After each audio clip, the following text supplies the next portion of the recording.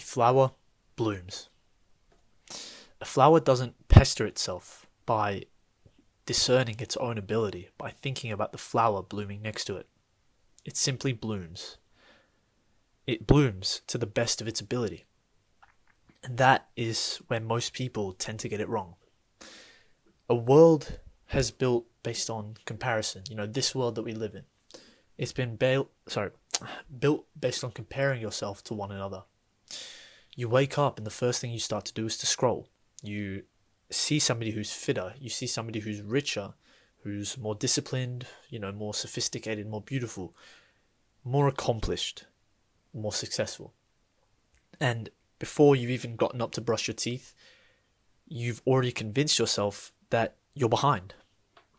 The truth is that comparison is a thief which never leaves your mind. It never leaves empty-handed. It starts to steal your focus. It steals your peace. It steals your drive. It steals your energy. And instead, it trades it for insecurity. It trades it for resentment. It trades it for self-doubt. A flower doesn't live that way. A flower doesn't do that. A flower doesn't lean to the left and go, damn, that sunflower is way taller than me. It simply grows, All it does is grow to the best that it can.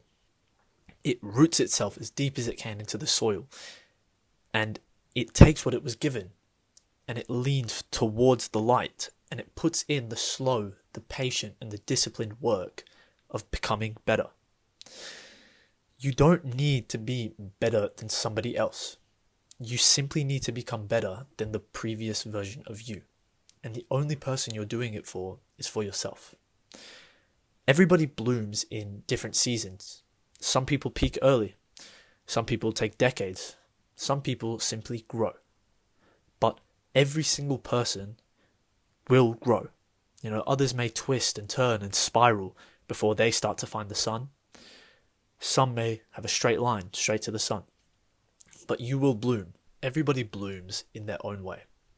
And if you spend your whole life obsessed with another person's bloom, obsessed with somebody else's petals, you'll miss the beauty in finding your own growth. Something I wish more people understood was that growth isn't something that's loud, it's not something that's exclaimed to everyone else. It doesn't have to be visible. Sometimes the best growth, the strongest forms of growth come from the underground where nobody sees it. Just as a flower digs its roots deeper to get the better nutrients, you should be hidden to other people while trying to grow yourself a lot of the times. Because it doesn't have to be glamorous, it doesn't have to be beautiful to everyone else. It just has to be you, showing up for yourself, quietly, with yourself. Roots come before fruits. To gain the fruits that you aim for, the success, you have to plant those roots. The seed has to be planted. So understand that the social media scene that you constantly compare yourself to doesn't show their roots. It shows the final shot, the edit, the final cut, the one that's been so heavily altered, the perfect lighting, the six-pack abs, the highlight reel. So people begin to chase appearance instead of alignment. They want to look like they're winning before they have the foundation to support that success. And that is how people end up fragile, that's how they end up as all petals with no stem. So have you ever noticed how exhausting it is to try and constantly outperform everyone? Because the reason that is because you're running a race which never ends. There's always going to be somebody ahead of you. There's always going to be somebody younger, somebody more energized, somebody more disciplined, somebody luckier.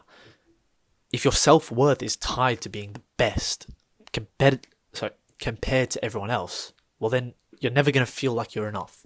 Ever. You're never going to feel like it. Which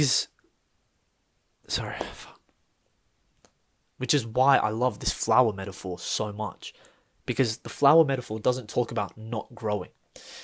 It talks about growing fully, honestly, and with presence. It doesn't say to water yourself with jealousy or burn yourself out trying to chase every single trend. No, it says bloom. Simply bloom right here, now, in the soil that you are in. because the path you follow is your own. It's not meant to be identical to anybody else's. It's unique in your own way.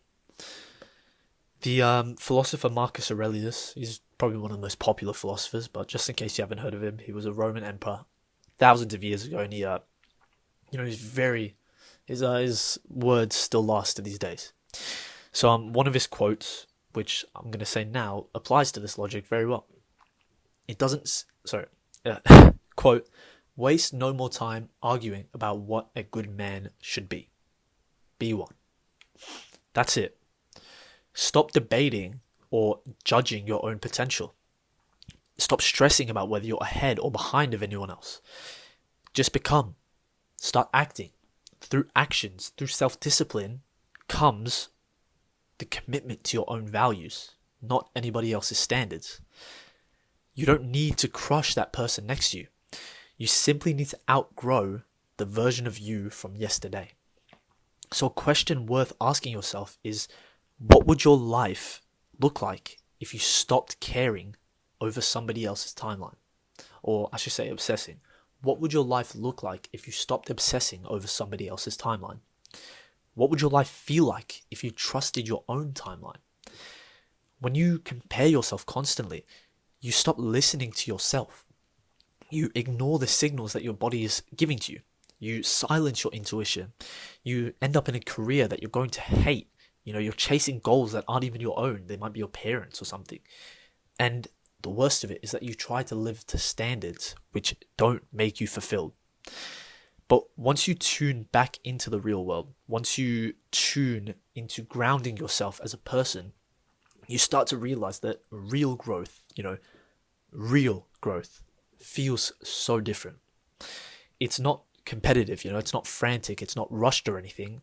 It's calm, it's focused, it's honest, it's integrated? No, it's a part of you. It's waking up and asking yourself, how can I become a better version of myself? What can I do today that is different to what I've done the other days to make myself a better person? How can I make myself closer to who I want to be, not who I currently am? There's nothing wrong with ambition, chasing excellence. It's a human thing. Wanting more from yourself is human, it's natural. But pushing yourself too far becomes toxic when it's rooted in envy and comparison and jealousy. You need to chase the excellence, not the validation.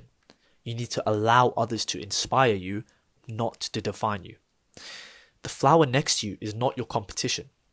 The flower next to you is your neighbor. They've got their own soil, they've got their own light, they've got their own growing path, and you don't know what kind of storms they've weathered through. You don't know what kind of pests they've had to, fight to grow to where they are right now.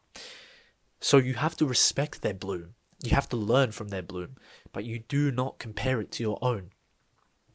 To finally end it off, I'll say that you don't owe the world performance. You owe yourself inner peace. So breathe, take a breath. Plant your roots deeply. Water your mind with clarity. Get the sunlight. Expose yourself to it. The habits, the people, the ideas that energize you. And when you're ready to, bloom.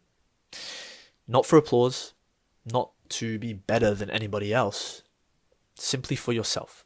Because that is what you were meant to do. Thanks. On a real note, I like to end the video just by saying, thank you for supporting me so far. 50 subscribers, it's humble.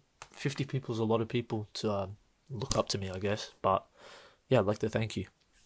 I'll try and get more videos out. It's been hard recording a bit just because it's starting to get winter in Australia and I need this fucking natural light because the late night recordings do not look good at all. So I'll try and be a bit less lazy, try and get more work done, try and upload more for you guys.